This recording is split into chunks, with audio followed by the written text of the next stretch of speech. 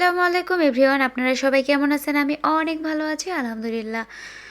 আচ্ছা, ব্রয়লার মুরগি, পাকিস্তানি মুরগি, সোনালী মুরগি, কক মুরগি খাইতে খাইতে আমার মতো আপনারা আর কে আছেন যে দেশি মুরগির স্বাদই ভুলে গেছেন, মানে দেশি মুরগির টেস্টই ভুলে গেছেন? আসলে আমার গ্রামে খুব কম যাওয়া পড়ে, আর শহরে তো বিশেষ করে এই মুরগিগুলোই বেশি কেনা পড়ে, আর পাশাপাশি মাছ, হয়তো গরু।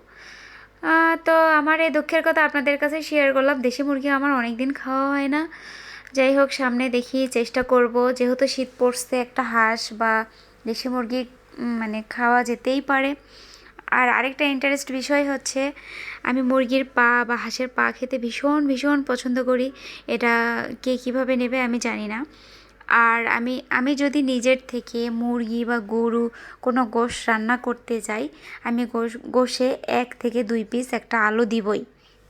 গোশের আলু খেতে আমার ভীষণ ভালো লাগে। আর তাছাড়া দেখেন, আমি যখন একটা আলুর পিস মুখে দিই, তখন এর ভেতরে যে এত গরম ছিল এটা আমি খেয়ালই করি নাই। আর এই যে কামড় দিয়েছি, দেওয়ার পরে মনে হচ্ছে যে এত গরম, এখন ভিডিওর সামনে কি করব, পরে খেয়ে নিয়েছি।